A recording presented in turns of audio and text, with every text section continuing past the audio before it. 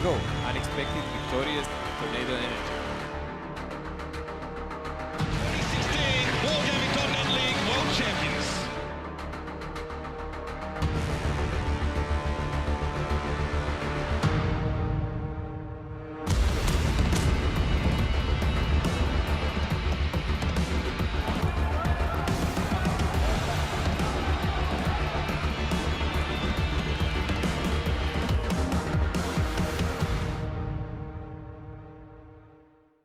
Good evening and welcome to the WGL APAC Season 2, and thank you for joining us after a little bit of an extended break here. My name is Max Arugi from Foggerly. Joining me, of course, is Jordan Elfish, guys, and Maze, and we got some great games coming up today. We do. It's really good to be back. I've been raring to go, getting excited for week number 3. Well, that's it. We had a big week off here, so we're a little bit desperate for some more tanking action here tonight. So, of course, our first game of the night, it's going to be a big one. We've got Caren Tiger taking on the Coalition Zoo. Yeah, this is a difficult one here for Coalition Zoo. Obviously, they haven't had the greatest of runs so far this season. They did pick up a win last week over Dark Wolves, but I've got to say, it did feel, or last gameplay week, obviously, it felt a little bit shaky almost. It was 5-4, so, it wasn't the cleanest of runs.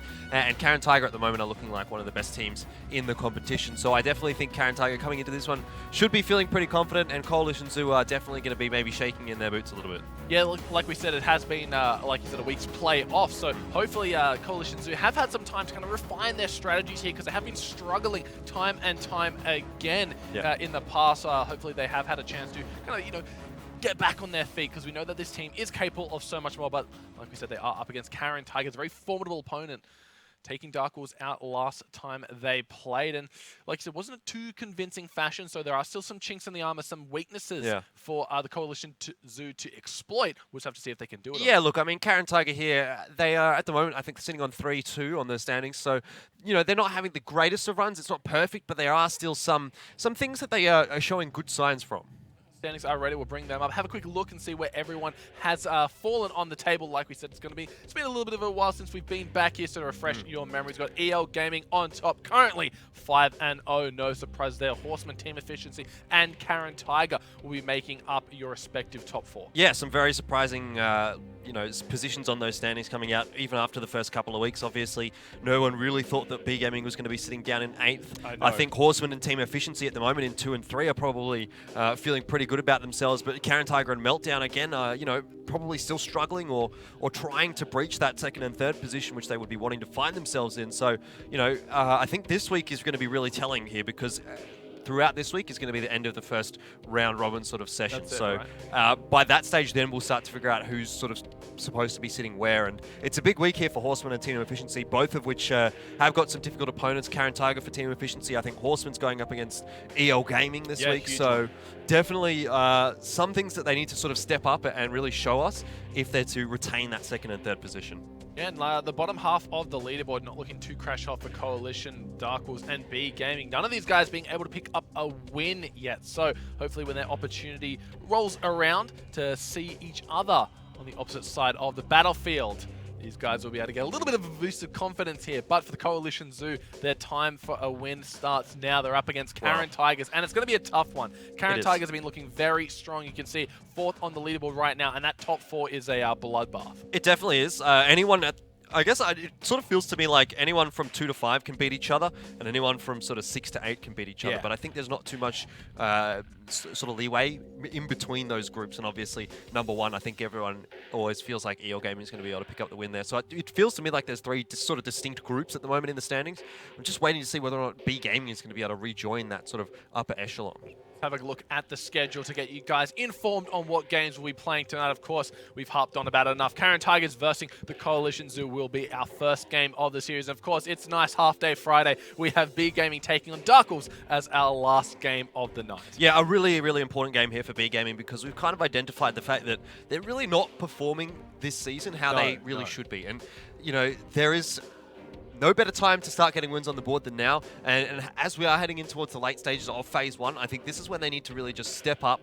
Dark Wolves is a great opportunity to pick up a win, because the fact that Dark Wolves is one of those weaker teams. So B Gaming, for me, if they don't win this one, that's when I think we can really start, questioning what's going on for them. But if they can win this one, you know, maybe they can get a bit of form back on the board and start to make some comebacks in phase 2 and 3. Yeah, Wargaming, they've shown that the light's on, just no one's home right now. We've seen them being able to exert a great lot of pressure, but then they just seem to fumble it or crumble under that pressure. It just falls back on top of themselves. So I really want to see them come into it with like a more controlled plan, because it seems way too chaotic than what we're used to seeing out of this Wargaming roster. Yeah, definitely. I mean, against Wargaming, they looked pretty reasonable in a lot of those rounds. There was rounds that they could have won and probably should have won as well. But EL Gaming just coming back and really being able to put them under pressure. Exactly. And you know, yes, last week obviously, or the last competitive week, yeah. I'm going to say that a lot tonight. We'll get there. We'll get there. Last week of play, they went up against Horseman, who defeated them 5-4. But again, some good signs from Wargaming being able to get some rounds on the board. So, you know, I'm not sure it's all over just yet for them, but we do need to see them step up here against Dark Force tonight. Well, let's not delve too deep down that rabbit hole just yet. We have the Caren Tiger line up ready to kind of familiarize you guys. Like we said, it has been a week or a bit since we last played, but you can see Caren Tiger's currently sitting 4th on the ladder position. Good stats considering 50% win ratio on attack, nothing too bad, and a good defensive win ratio. Yeah, definitely.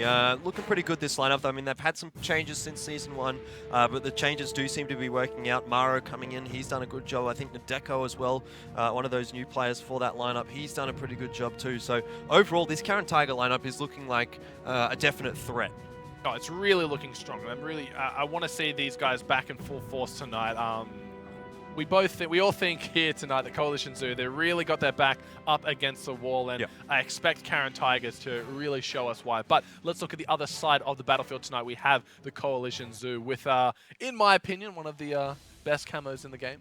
Oh, of course you would say that. I dislike it, and they know that I dislike it as well. But look, these guys obviously not having the greatest of runs, but they have got at least one tiebreaker win on the board, so sitting themselves in 6th, which is an improvement on what they had last season. So hopefully they're going to be able to continue that good run. I say good, but hopefully they're going to be able to continue getting some points on the board and seeing what they can do. Obviously, we don't have super high expectations here from the Coalition Zoo. It is only their 2nd season of WGL, but definitely a team, I guess, to watch out for as the seasons continue down the track.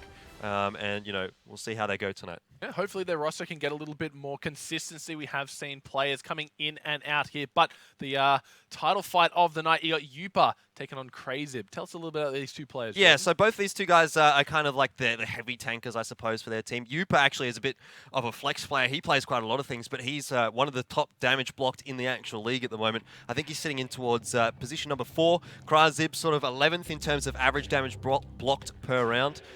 Those are quite high numbers, 2.4k for both of them, almost 2.5k for both of them in terms of damage blocked. So, you know, that's quite a lot of damage being sponged up, and they're not even taking the damage. They're just completely ignoring the damage. So, quite useful, I think, for both of their respective teams. I'm sure it's a statistic that just goes unseen a lot when we're spectating these games, and you see the shots kind of dinking off, not doing too much, and you wonder how much damage would have that shot had done should it have connected. And here you go, you can see it on your screen right now, and hopefully these guys can continue these good trends of blocking the damage for their teams.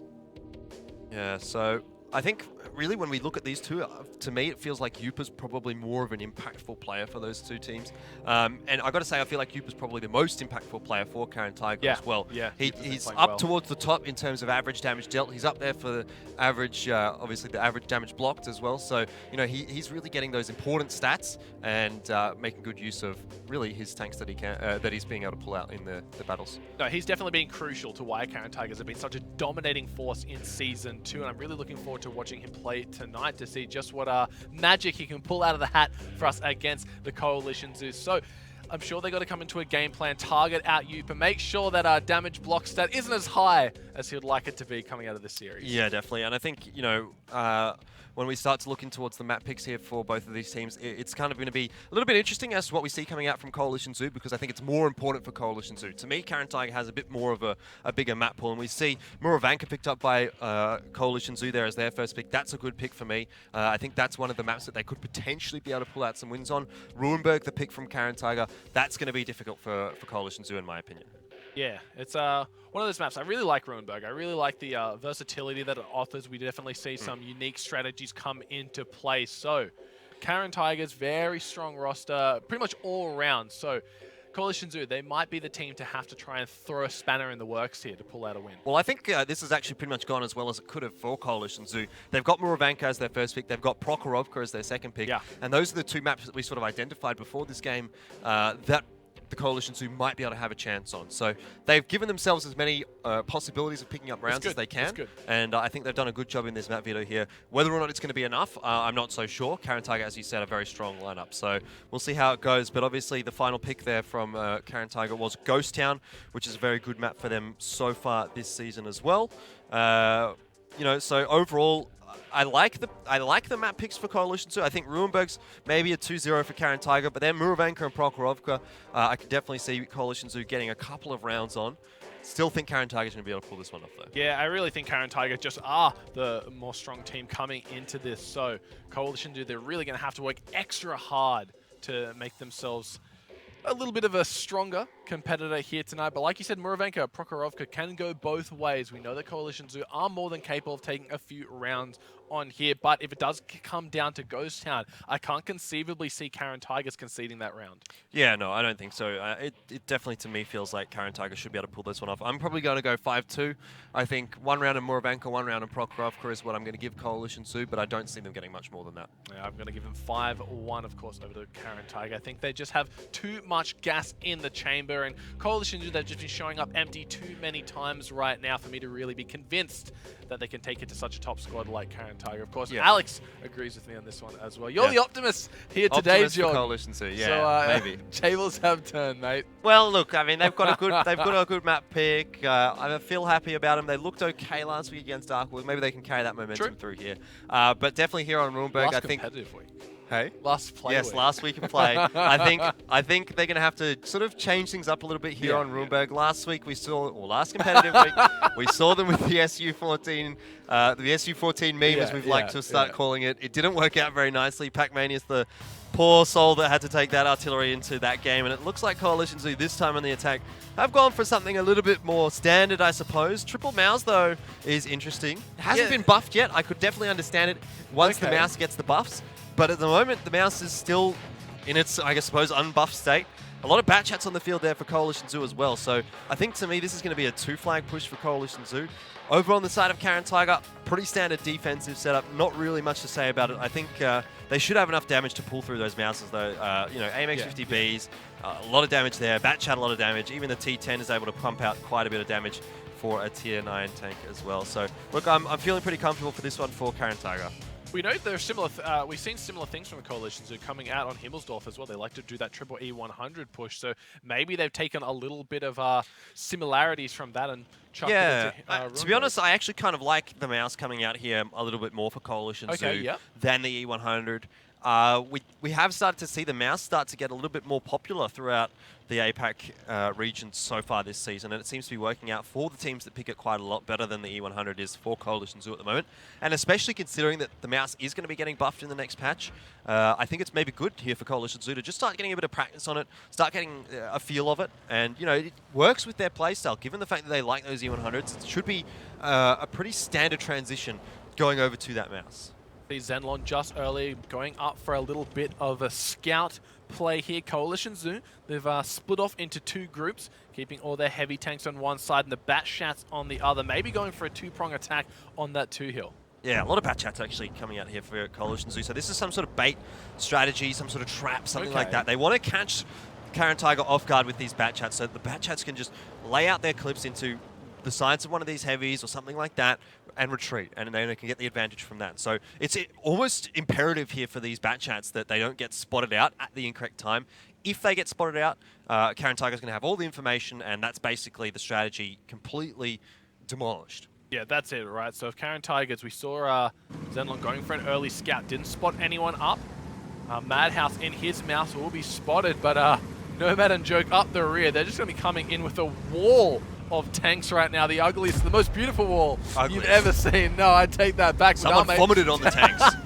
They just chewed up a pack of crayons and went to town on it. Yeah. Well, Madame takes a shot. He's down to about 800 and change at the moment. You can see that Nomad's mouse just dinging a shot there. A few coming through onto Madhouse, though. So, Coalition Zoo, where are are they going to enact their plan, though? You can see, of course, we're in the first-person view, so they haven't spotted any of the Batchats. Yeah, at the moment, the Batchats still remaining undetected, and this is a good start for the Coalition Zoo. They are losing a bit of HP, but trading some back. And now, are we going to start to see those Batchats get involved? They are pushing forward. Pac-Manius looks like he's the one leading that charge, but he's got the backup of the other three just behind him, and it looks like Mario is going to be in all sorts of trouble here. He's been basically surrounded by the Coalition Zoo. I don't see a way out for him here. Yeah, he might be a little bit of trouble. You can see Madhouse gets a good shot, doing about 400 on top of him, but he's hit the right target. Pac-Manius gets taken down about a half pixel. Whoa. Just gets obliterated by Helkurai. This is going from bad to worse. Coalitions have already lost a tank, and now Lion taking a huge shot as well. They're trying to come up the street, and it's just not looking good. Caren Tiger have the firing line set up, and they're firing at all cylinders. Yeah, exactly. You make a good point there. The firing lines were perfect for Caren Tiger there. Coalitions who just weren't able to get into a position or into an angle to actually deal damage to Maro, and that's the kind of the guy that they focused on, or that they tunnel visioned almost in a sense. That allowed those AMX 50Bs just to pump so much damage out. Pixel went down straight away. Pac-Manius was dropped very low off the bat as well, and well, even though the HP advantage initially lay with the Coalition Zoo, it's starting to, you know, the tides are turning, I suppose, here for Caren Tiger. Maru still survived that despite the entire of the Coalition Zoo's army focusing its attention down onto him. And that's going to be round one, going over to Caren Tiger as soon as they clean up the remaining stragglers on the Coalition Zoo. Cute strategy coming out, trying to do the old bait and switch, have everyone focus on the triple mouse threat, then come in with the Batchats. Not going to happen though, as Caren Tiger were a little bit privy to that information. The quad sixes coming out in terms of HP deals with the devil tonight from our Caren Tigers. Yeah, and so Joke goes down. It's just Lion left alive here on a measly 35 HP. Caren Tiger cleaning that one up quite easily on Ruinberg. Good start for them. Yeah, we really expected them to come into Ruinberg with a coming out of Ruinberg, sorry, with that 2-0, and already coming off with a convincing start to the game in round number one. They had the firing line set up. Like I said, it was a cute strategy, cute idea coming out from the Coalition Zoo, but unfortunately executed a little poorly. Yeah. The trouble is that they just didn't get in a position to make use of those Batchats. And with the Batchats, you basically need to be assassinating targets or dropping them super, super low.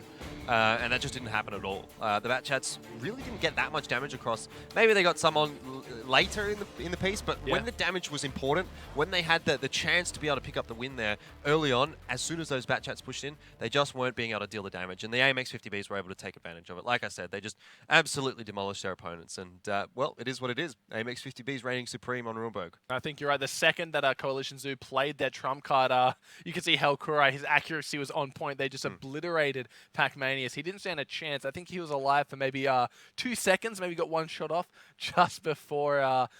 like just after they revealed their plan. I wonder if maybe he got ammo racked or something. Like it looked died like very quick. He died got, like, very instant. quick. So Got unless he got hit by like 3 or 4 tanks in like sort of 1 second block, I didn't, you know, obviously we didn't quite see it on the camera there, but he did die very, very quickly. So maybe a bit of bad luck there for Coalition Zoo if he did get ammo racked, which is quite common in Batchats.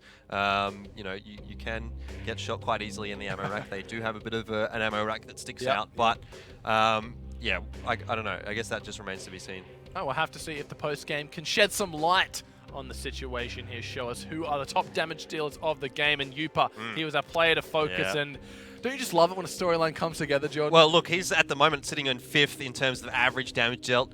He does about 2.1k per round, which is quite good. Obviously, he's managed to eclipse that in this case. 14 shots fired, 4,400 damage dealt.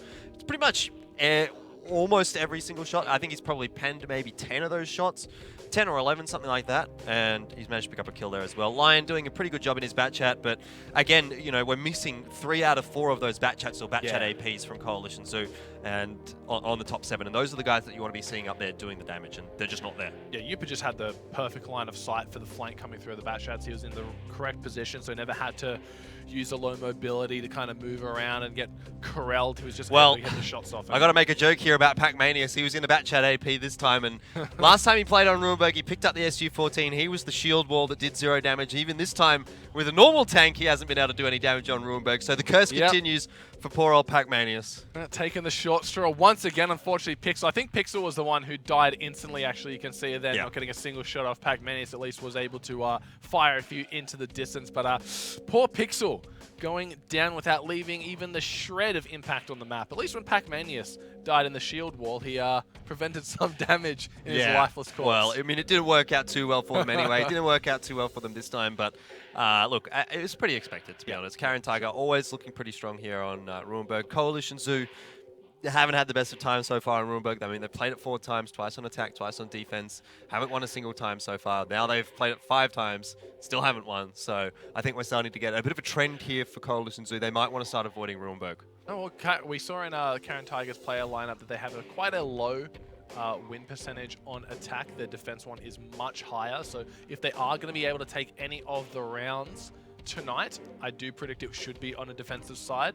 So coming into Ruinberg defense, Coalition Zoo, what can they do to maybe salvage Ruinberg right now? Yeah, I think it really depends on what sort of tank lineups they pick out here, because if they go for that sort of heavy mouse kind of strategy again, I'd like to see a couple of AMX 50Bs in there as well, just to provide the extra damage, because the mouse is not the highest DPM of tanks. They will need some sort of DPM to back things up there. Maybe some sort of tank destroyer or Grill 15 STRV, I'm hesitant to say, but I do know Coalition Zoo like to run that tank. We definitely need to see some sort of high DPM tank coming out here if those mouses come out once again for Coalition Zoo, which it feels like to me that is what is going to be the case. Mouse at E100, it just feels like that's what Coalition Zoo wants to go for. You find the Coalition Zoo are kind of like relying on this as a little bit of a crutch too many times. So we've seen them. They fall back onto this. That kind of pandas, and then they feel like it does cover a lot of their weaknesses here. But I feel like it's turning each week more and more into a bigger weakness. Yeah, look, they definitely are relying on those heavy tanks quite a lot. I mean, I guess we'll see what comes out here in the second half. But okay, they've decided to go for 113s instead, which is probably a little bit more of a wise decision. A T110E3 on the attack there for Caren Tiger. I dare say that'll be Yupa picking that one up. And we did see this, or a very similar strategy to this, or tank lineup as opposed to this, from Team Efficiency with a double mouse strategy, a T110E3 coming in there as well. I think for Team Efficiency they might have had AMX 50Bs instead of the mouses. Struggling to remember, but they definitely had a T110E3. It was JT who was sitting down that middle alleyway, denying the crosses from the defensive team, and those Batchats were just working in and around the town, working in and around the field. Worked out really nicely for Team Efficiency. See whether or not Caren Tiger are going to be able to do the same. Coalition Zoo this time with those 113s, as I said, they're going to have a little bit more mobility, a little bit more damage coming out. I kind of like this setup from Coalition Zoo, but again, I feel like maybe they're a little bit too heavy on the Batchats even. Might like to see an extra heavier tank in here or something like that for Coalition Zoo, but look, we'll see how it works out for them. Getting into game number 2 already. Madhouse being spotted, takes a shot to boot. Caren Tiger, accuracy on point right now, and where do they want to go? Looks quite aggressive ploy coming out of Coalition Zoo. You can see 6 of their 7 players all going quite far up. This is really strange for Coalition Zoo. They've pretty much stacked in towards the 2 flag with those 113s. I think what Madhouse here is trying to do is just trying to keep the attention of those 2 Batchats, see if his own Batchats can maybe get in there and deal a bit of damage. Does look like Akio and Mordame have managed to make their way out safely. Here's Yupa though, having a look down sort of the middle alleyway, which is where we sort of expected to see him. Pac-Manius gets spotted out, has to use this repair kit. So that's not too great for him. I feel like Coalitions are always making the riskiest rotations. Yeah. They always just think like, heck it, I'll risk it, he won't get me. And the thing there for Pac-Manius as well is that he doesn't even have the coded optics. So in a Batchat without the coded optics, you're not going to be getting anywhere near the maximum view range. Even with the full crews that they've got here, you basically need coded optics, you need vents, you need brothers in arms, and you need food almost to get the full use of your view range there in the Batchat AP. And so he's going to be always outspotted by those tier 10 Batchats that Caren Tiger have got. So I'm not so sure what he was doing there, but he pays for it.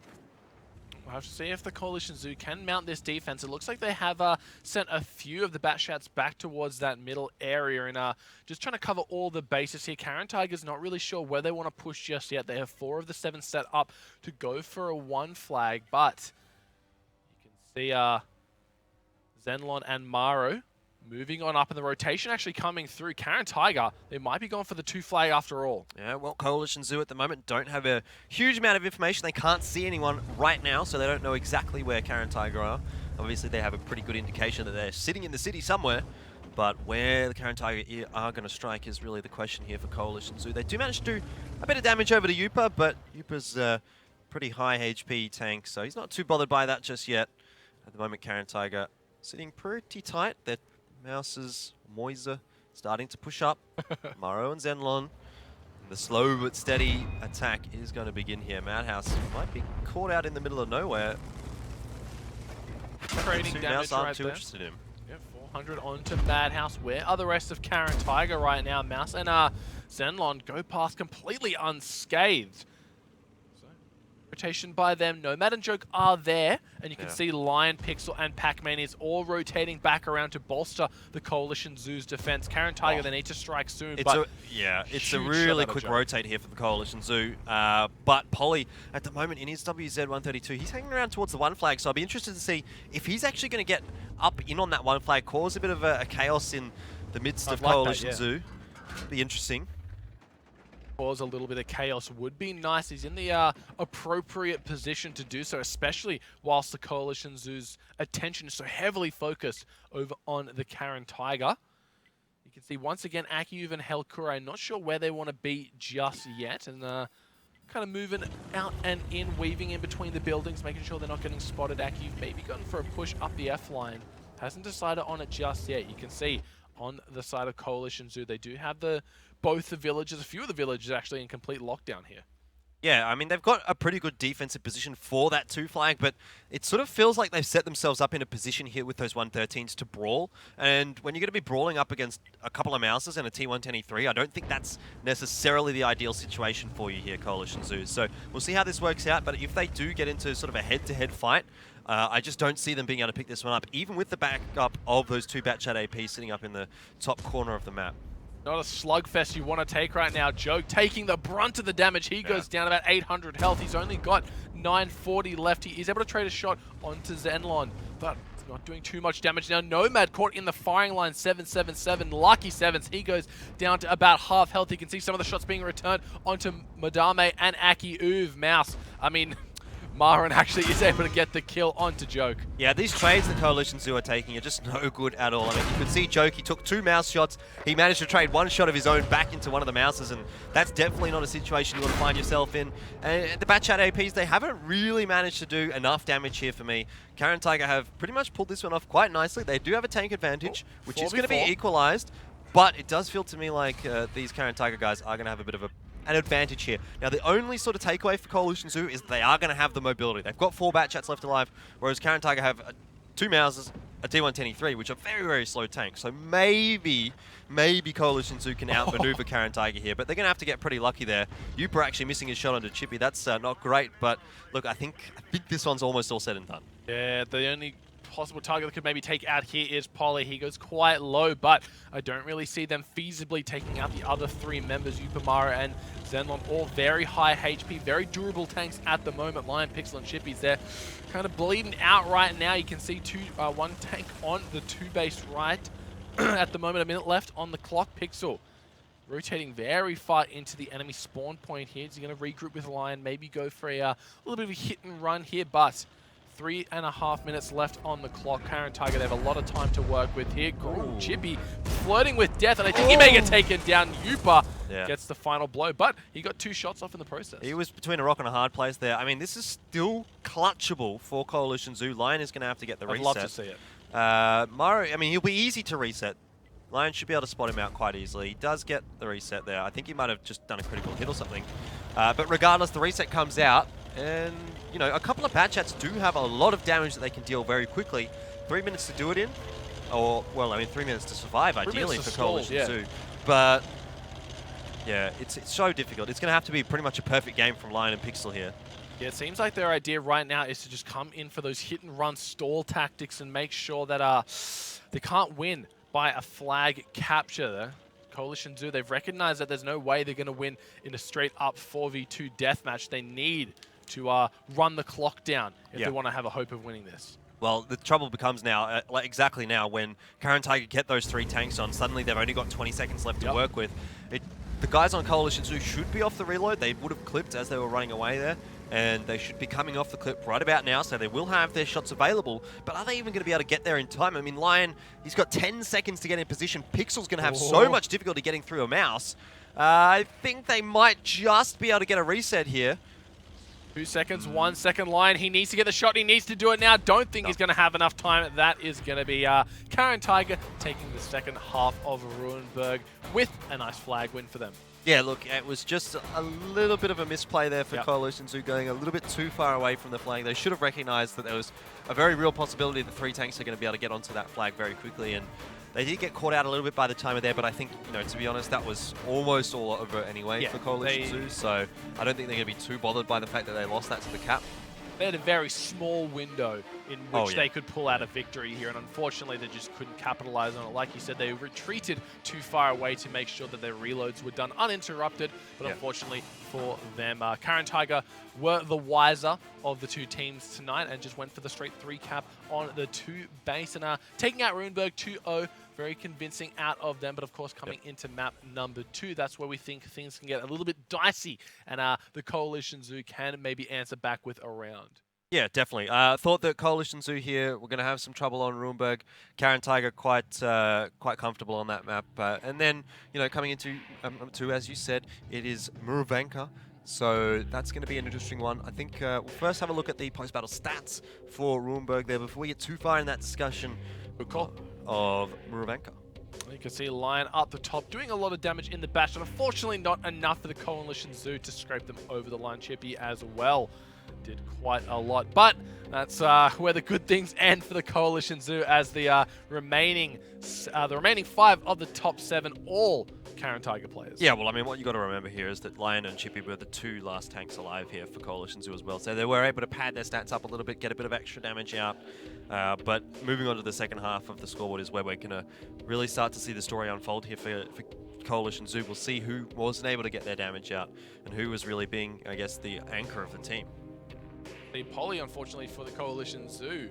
Not Coalition Zoo. Caren Tiger, he was mainly playing that chaotic role here. Yeah. Not expecting him to do too much damage with Pixel and Pac-Manius once again in the Tier 9 Batshats, really underperforming. Yeah, well, at least Pac-Manius has been able to get a bit of damage across this time. Yeah, they got some shots off this time that did damage. Something. But look, night and day improvement. You don't want to, you don't want to only be seeing 800 and 600 out of your 2 Batchat APs. That's 3 shots and 2 shots respectively, which is really not quite enough. Sometimes it can be difficult in a bat AP to get through a mouse, something like that, but these guys are firing premium rounds, so they shouldn't have too much difficulty in most cases. Still, across the board, it wasn't sort of the best of situations there in general for the Coalition. So it felt to me like their defensive setup was not correct for the lineup that they were facing. I mean, they set themselves up in a position to brawl against 2 Mouses and a T1 10E3. I'm not sure what the thought process was behind that. Maybe when we get a listen in later on, we'll get to delve into the minds of Coalition Zoo, the crazy minds, the crazy mind of Madhouse. I mean, he'd be... the mad mind. You know, he's so crazy that he has a haircut like what he's got, you know. I mean, I don't know if you've seen it, but it's pretty bad. Something new from last time we saw him on camera? No, exactly the same. Exactly the same. The red afro. I like it. He's probably going to be really sad that I've bantered his hair. I've bantered his hair on stream. Hair is quite important in the casting business. Apparently. We need to have another poll now that you're in here as well. See who has the best hair. No. I couldn't deal with that rejection. Who knows? Maybe you would win. I couldn't deal with. We all know Alex would lose. That's the good thing. Goes without saying, right? That's the good thing. Anyway, I think we're digressing a little bit. We have digressed a little bit, Jordan. The control, we could take a shot from that one. Yeah. Okay, Muruvanka here. Next map. I actually like this map for Coalition 2, at least from what I've seen from them so far this season. They haven't played it too much. They haven't really picked it this season, but they have played 3 rounds on it. They've won all of them. 2 of them were against Team Efficiency, who looked like they were a little bit lost on Muruvanka in that one. So perhaps strange. Perhaps that was a little bit of a free win almost for Coalition Zoo, but for Caren Tiger, they don't like to play on Muruvanka either. So I think this is a good chance here for Coalition Zoo to get 1 or 2 rounds. Yeah, I really think this is their best opportunity in this series to show up and show us what they're capable of, because if they kind of crumble here, then it may be lights out from then on. But I do expect them to take a round, hopefully for their sake, maybe even get that second one if they're playing quite well. But like you mentioned last time against Team Efficiency, it was mainly Team Efficiency's misplays that led Caren Tiger to that 2-0 victory. I don't think Caren Tiger are the same going to be in the same position to make those misplays. Yeah, but look, I mean, the issue here for Caren Tiger is that their first veto 3 times has been Muravanka, so they're quite clear that they don't want to play it at all. Obviously, Coalition Zoo is more than happy to play it. They vetoed it once, but you know they've been able to find themselves on it a few times. They've felt pretty comfortable on it. They've let it through here tonight, and I think that they have a better win rate. Obviously, Muravanka for Caren Tiger at the moment sitting on a 0% win rate after two games played. So, like you said, this is their best chance. I mean, Prokhorovka is a reasonable chance here for Coalition Zoo. They do like that map, but Caren Tiger also like Prokhorovka. So this is the best map for Coalition Zoo in this matchup. And I really hope that they can pull out something convincing here, because like you said, last time we saw them playing it on Team Efficiency, it looked very good. And Caren Tiger haven't been able to pick up any wins on it just yet. So if Coalition Zoo can return to form, can channel some of Madhouse's crazy hairstyle to help them over the finish line. I'm sorry. Use the crazy skin, use the crazy hair, use pretty much everything in your arsenal. I'm really sorry. Use Crazive, man. Use Krasiv. Yeah, well, look, I mean, they're going to have to pull everything out tonight here on Muravanka. It's not going to be as easy as it was against Team Efficiency, I feel. Caren Tiger's had time to study what Coalition Zoo's been doing on Muravanka. Yeah. They're going to come into this one knowing what they need to do, or at least hopefully they're going to be able to do that, because obviously that's what we expect from Caren Tiger at this point. So I think best case scenario probably here for Coalition Zoo is probably a 1-1. I mean, maybe they can get a 2-0, but I feel like that's maybe calling a little bit too much. I think it's a 1-1. No, I think you hit the nail on the head with that one. I'm sure it's going to be a 1-1. We're not sure it's going to be a 1-1, but that's what the likely outcome, the best case scenario for Coalition Zoo is, to tie up the round with a 1-1. But it's entirely possible for Caren Tiger to just come out swinging and show a lot of that dominating fashion from the Ruinberg. They have the momentum. They're coming off a swift 2-0, very convincing as well. So I wouldn't be surprised also if they can carry that momentum, that confidence forwards, and just bang this one out nice and easy. Yeah, definitely. That is a definite chance. I mean, this could very well be a 5-0. I think, we're maybe not giving Caren Tiger enough credit here, because Coalition Zoo have had some big struggles throughout this season. The reason I give them a couple of rounds is because those map picks, I think they had a pretty good bit of momentum coming into this week with the win over Dark Wolves. But definitely Caren Tiger is the favoured team here, and Caren Tiger is definitely good enough to be able to 5-0 this one. I 100% agree with you on that one. Jumping into the tank lineups here, we can see Coalition Zoo picking up that Kranvagen. Great stuff from Muravanka. We've seen that tank really MVP a lot. Yeah, and it's on the defensive side as well, so there's a good chance either the Kranvagen or the T125 is going to be the main reset tank, just sitting up on the red line above the flag. A couple of T125s on the field there for Caren Tiger. They got the Batchats, the 140, and the Batchat APs. I think maybe that's possibly going to mean they're going to run in there towards the flag, get a quick cap going on, and see what they can brawl out from that position. Obviously, having that 140 is going to be quite nice to keep firing while the Batchats are reloading, but similarly, Coalition Zoo do have a T125 and an STB of their own, so it's not like the fight is going to be, dying down in the middle stages. There's still going to be tanks firing, and it's just going to be coming into, or coming down to which of these two teams can really execute that best. And as expected, it does look like Caren Tiger just going to be rushing right in towards that one flag, getting the earlier pressure. That seems to be the APAC meta. Pretty much every team is doing it at the moment, and well, we'll see how it works out for them once that brawl starts to play out. Yeah, Coalition's Caren Tiger already under a little bit of duress. You can see them taking some fire, but you mentioned it's a high-pressure situation coming into these very chaotic fights. Let's jump into a quick listen-in with Caren Tiger to see how they deal with the pressure. See how they deal with the pressure. See how they deal. Yeah, バット外あるよ、外あるよ。TP 一発。これ TP に一発。バット来てない？あ、まだか。まだか。俺はバレたから。クラン来るよ、クラン。ウェイ、キャップ抜けて、キャップ抜けて。はい。こっち。E5 打った、ノーマット打った。TP なんか結構打ってる。ピクセル浮いてる。バレたからね。STB 榴弾落ちてる。STB 榴弾落ちてる。やるよ。シェンロンオッケー。ここ4発の俺。じゃあ5。クランバン2。俺そっち寄るわ。行くよ、ヘルくらい。E5 は抑えてる。E5 は抑えてる。バット1。リオ2。ナイス。TVP 1。TVP、フォーカス TVP。自分残りに。打ったね、TVP 3打った。寄ってる。TP やる。Caren Tiger dealing with the pressure not too well here. You can see Zenlon getting taken out immediately. Looks like they tried to go 3 on that hill, but Coalition Zoo answers strong. Oh, just off the cuff, though, Coalition 2. They get 2 members dropped in the midst of that fight. So really everyone just trading blows here, damage left, right, and center. Yeah, Caren Tiger looking just a little bit better for it at the moment, but you got to remember they do have actually an extra tank in the battle that's firing at the moment. The bat chat's all on the reload. Once those bat chats do come off reload, maybe something can happen here for Coalition Zoo. They've got one bat chat, the 1390, the Kranwagen. So many auto loaders reloading at the moment, but it's got to be said, it feels like Caren Tiger here really should be able to pick up the win, given the advantages they've got, unless something goes horribly wrong. Yeah, let's say, like you said, unless something for Coalition Zoo goes amazingly right. In their case, Caren Tiger should be able to take this one away. Nomad, he is very low. One more shot should do it. Not going to find it though. Pac-Manius does go down to Hell Kurai. So Coalition Zoo are going to start filing out of this game, unfortunately, getting taken away in a body bag. Great stuff by Caren Tiger. Their aggressive play paying off for them well. It looked like they took a bit too much damage at the start, but they were able to land on their feet per se after that and answer back. You can see, look at the health pools across Caren Tiger right now. They're all sub 1k. Yeah, not a great focus fire here by Coalition Zoo. Definitely they could have been able to, you know, maybe get a little bit more in that one, but they got close. Still not a win though, and that leaves Caren Tiger with a 3-0 scoreline. So yeah, things looking a little bit grim now for the Coalition Zoo. They need to respond in this second half. I thought maybe the defensive half might be a little bit better for them. I know. They can just plonk themselves in their positions, deal the damage when they need to.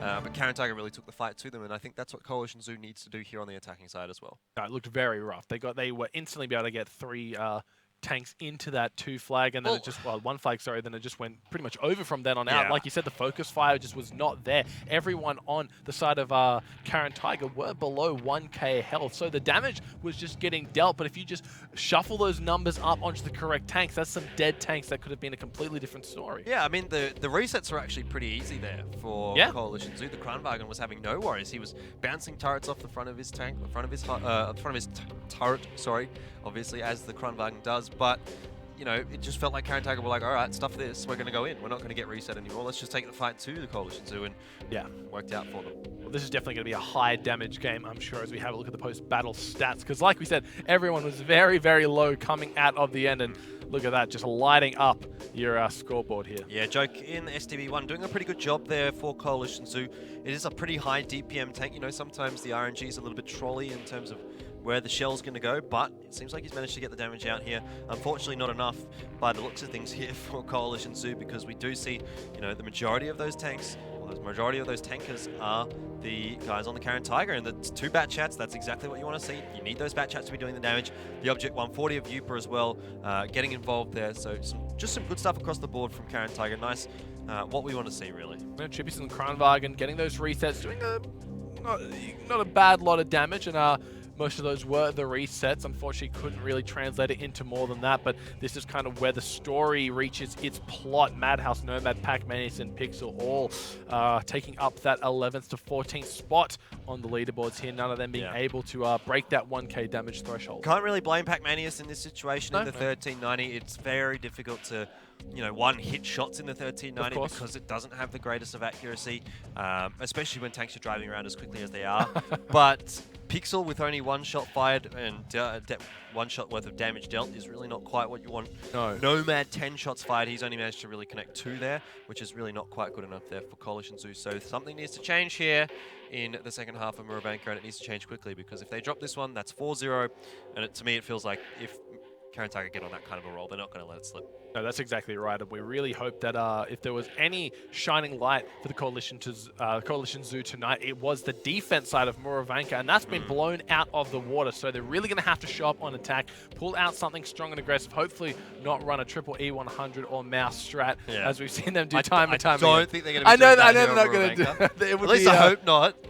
Stranger things have happened, Jordan. Stranger things have happened. So you know, they made a show about that. Look, Madhouse does come up with some crazy strats. He likes those heavy tanks. He really likes those heavy tanks. He likes the T110E3, which always does irrelevant damage. Thanks, Alex Blakey. But look, I don't think we're going to be seeing anything too crazy coming out here on Murabanka. I think it's just going to be pretty stock standard. Lots of bat chats. Maybe a couple of T110E5s or a Kranwagen thrown in there. But I would be very surprised to see anything crazier than an STRV here for Coalition Zoo. real talk, the craziest thing coming out of Muravanka right now would be a Coalition Zoo win. Don't know about that. I don't know about that. I know. I'm just firing. They off some can shots. pick up a win. I think we're not giving them enough credit here on Muravanka. They definitely... Just on their attack side, they've looked definitely weaker than their defense side time and time again. So coming into it, if they... And they don't excel at doing fast, strong pushes. No, they don't. No, they're a little bit more of a passive team, a bit more a reactive team. They don't like to make the plays. They like to react to the plays. And that does tend to be a bit of an issue here sometimes on the attack of Muravanka. Yeah, we've seen so many successful teams who win out Muravanka just being able to put the pressure on immediately and never let the other team even have a moment to try and come up with an answer. That's where Coalition Zoo are in their strongest, when they have a lot of time to think about, okay, this is what their play is, how are we going to counteract that? What are we going to do to make sure we can get the win with minimal losses? And if they're immediately put on the back foot, we've seen Coalition Zoo crumble under that time and time again. In saying that, those quick aggressive strats in towards the flag are, I think, some sort of, I guess, a symptom of the problem in APAC, where a lot of teams, they just fall back onto that one strategy, you know, and that's why teams like Wargaming, you know, they're not being able to get good practice here in APAC. They get absolutely destroyed overseas.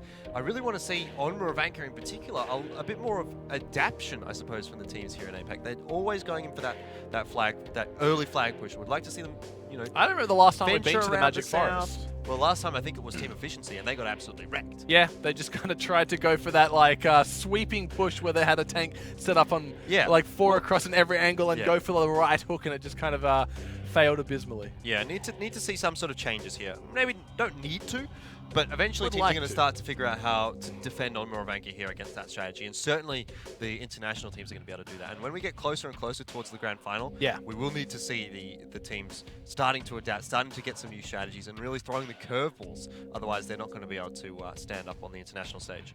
That's exactly right, because these teams will dissect you. They'll pick you apart if you try to do any of those aggressive plays. They've pretty much mastered the playbook. They have everything in their sights, and they'll know just the right angles to make sure that that one flag rush is a thing of your dream. So hopefully we see teams do tend to branch out a little bit on the Muravanka, maybe take another leisurely stroll through the Magic Forest. Not the same path that Team Efficiency took, obviously, but who knows? Yeah. I don't know if that's going to be the case here for this one. I don't think Coalition Zoo are going to be the kind of team that's going to innovate too much. I suspect we're going to be seeing some relatively standard stuff coming out here. Perhaps a little bit slower. Perhaps they don't rush into the flag, but I definitely don't foresee them playing around that 2 flag all that much. It just feels like it's not an area of the map that any of the APAC teams are really comfortable it really pushing into. And I think that's fair enough, because you do need to be almost perfect when you're pushing in that area, because there's so much open space. You can get spotted out very easily. There's a lot of angles from that hill and from the defensive forest that you can get shots in towards that flag from. So the attack does need to be very good, and I just don't think Coalition Zoo are going to be doing that. Let's jump into the tanker lineup right now and have a look at what they'll be rolling onto the second half of Muravanka with. Yeah, so pretty standard here for Coalition Zoo, as expected. Kronwagen coming out, 113s in place of the T125s. It does work though, quick mediums on a map like, quick heavies rather on a map like Muravanka. You know, always a place for them. Caren Tiger, they like that IS-4. It's probably Yupa maybe going to be sitting in that one. He's a fan of that tank. The Kronwagen, easy resets from that tank. So I like the setup here from Caren Tiger. They've got a good defensive sort of a setup. One maybe a little bit of a problem is that they have a lot of autoloaders, so if they get caught off guard, the 113s are going to start to pull ahead in that respect, but it feels like Caren Tiger is too good of a team to let that happen. Caren Tiger really having their strengths shining through tonight. Coalition Zoo unfortunately floundering, tripping and stumbling off the cuff here. Hopefully they can give us a little bit more than we've seen so far. But so this is a little different. A little bit of innovation maybe, John? Yeah, well, who knows? Coalition Zoo pushing in through the town here. It's not something that we tend to see all that often, and this is why. You take so much damage early on in the piece, getting in position. Madhouse and Joke have taken 2 shots each, and the Kronwagen is going to be clipping Akio V, but I think they're going to be quite happy with that trade. Okay. They're moving their way up. You can see Crazy Chippies and Lion just kind of off into the forest. Haven't really moved too far up just yet. Maybe they're going to loop around, but Pac-Man is in a great position to go for those scouts and maybe get a few cheekies here and there. Well, he needs to. He's kind of the crucial player really here on Moravanka for Coalition Zoo. If he can get in there and get into a nice position to scout, he might be able to get something done. Though. But yeah, he has been spotted, and he just hightails it right behind that house. I'm not sure why he's still running around. Oh, this he's is taking some shots. a bit of a question mark for me. Hellcry, that shot went right into the ground. That wasn't a great shot at all. Yeah, Madame and Hellcry both missing their shots into Pac-Man. He's got spotted out once again. He's really moving on up, trying to be that aggressive scout that the team needs. Going to be hiding behind Joke and that I have no idea how Pac-Man has survived that, by the way. Just Usain bolts him way to safety. Just if he wanted to go for a scouting, he's dodging every shot. Look at this guy. He's just moonwalking all over the place. If you wanted to go for a scouting run like that, surely you would take the RU-251. Obviously, he's going to be pretty much permanently spotted, and one of the main reasons you take the 1390 is because it has a bit of a better camo value than the RU-251. But when you're perma-spotted, you might as well be in the RU-251. You can move 20Ks faster, you can get out of danger faster. It does have a better gun as well, so you might even be able to get a couple of flick shots across. But they've decided to go for the 1390 here. I think Pac-Manius is going to just try and get onto that 2 flag. So he's doing it. This is where the 1390 is going to prove a little bit more useful when he does get sat in that position. I don't know if he's got a camo net on him. I have to check when we get a look at him. But if he does, he's going to be quite difficult to spot in that position. No, he doesn't have a camo net. So he's gone for the coated optics, the vents, and the gun laying drive. So he's still going to be a little bit easier to spot, but I'm not so sure Caren Tiger are going to be too bothered by that at the moment. A minute 30, and they're just trying to take the fight to those heavy tanks of the Coalition Zoo. Yeah, it just seems they don't give a damn about what's going on in that 2 flag right now. Akyuv getting taken very low, but so is Madhouse in the Kronvag, and if Yuba is able to take him out, that could be great. Hellkurai and Yupa are able to get 2 kills apiece. Akyuv does finally fall, but Polly, he is going very low, so does Nomad, but seems like Caren Tigers have won the battle. All that's left is for them to win the war. Well, they need to get a reset here. There's only 4 seconds. Oh my lord. Is he going to be able to get in there? Not quite. Is it going to be it? What? I think they're done. I think Coalition Zoo have done it. They absolutely steal a win from straight under the nose of the Caren Tiger here, Jordan. And that was... that hurts. That's a ballsy play. I was so confident for Caren Tiger there. So was I. I was calling it. I've already they've won the battle. I've already written CT. It says CT right there. He's not bluffing. You can't read it because it's too far away, but I'm going to have to cross this out and write TCZ in because pull the win from the jaws of defeat. It's one of those things where you so focus on one aspect of the game, and that was Caren Tiger just picking up tank after tank, and then all of a sudden, in a very EL-like fashion, the win gets snuck the cheese straight from under the nose. They had no way of unfortunately getting the resets, and it all comes back to Pac-Mania just surviving in that situation. Have you seen the what's the video? It's that like Goanna or something running through and all the snakes are jumping at each other. But that's how I felt that Pac-Manius was going. He was just hauling ass. Like the baby lizard trying to escape the snakes on the and beach. They're all just coming for him. And he just gets out of there, gets to safety, and reunites with his family and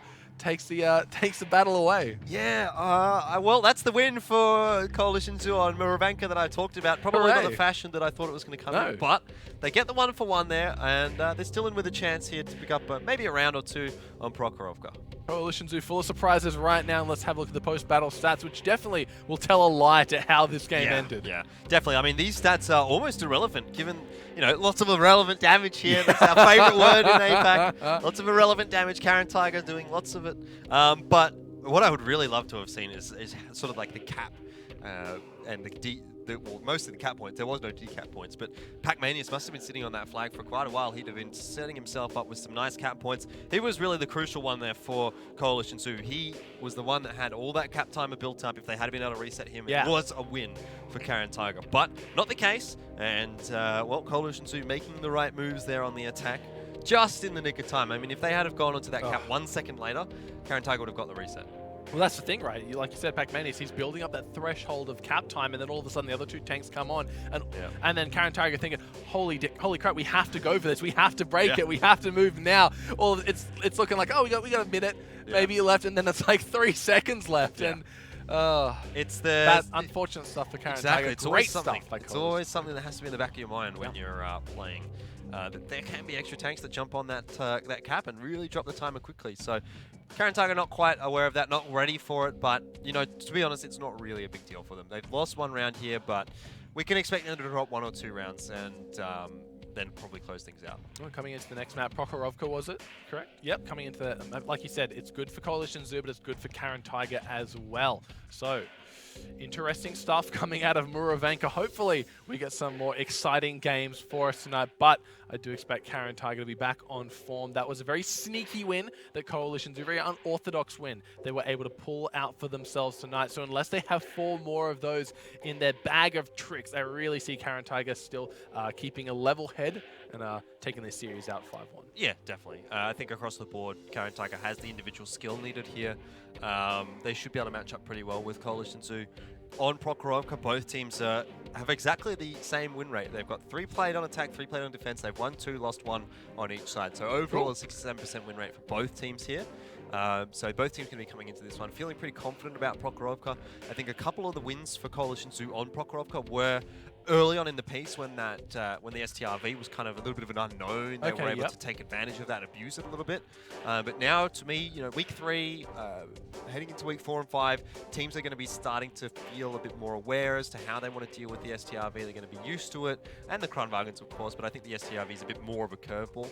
But now that that's sort of started to be a little bit more of a standard thing, I think maybe it's not something that Coalition Zoo can necessarily fall back on anymore. They are going to need to sort of play around with some new strategies here. They've picked up their wins off the STRV. Maybe they can still pick it, they can still do a little damage, but I don't think it's going to be as effective as it has been early on in the piece. Well, that's always the thing when people get to play with a new toy. You got a few new tanks thrown into the mix. Teams get a good opportunity to find out their strengths, weaknesses. Of course, straight off the bat, you're always like, what is this? Where are the strengths of this tank? Where does it lie? Where can we use it efficiently? And the teams that figure that out first are the ones that pick up some early wins. So if they are had enough time practicing against it, that stuff kind of starts to fall through here. Yeah, definitely. Look, I mean, I think there's going to be some important moments coming out here in the tank picks. I mean, sure. Kronwagen's very, very important here on Prokhorovka, obviously. Yeah, so definitely. It's suspected we will see at least a couple, 1 on each team, maybe 2 on each team. Depends what these guys want to go for. I mean, 113's a favoured pick from Coalition Zoo on Prokhorovka here as well. So there's some options that they need to consider. Artillery, I don't suspect we'll probably see that all that much. It doesn't feel to me like a thing that Caren Tiger or Coalition Zoo tend to pick all that much. If we're going to see any sort of a different pick, it's going to be the STRV. It's going to be the Kronwagen.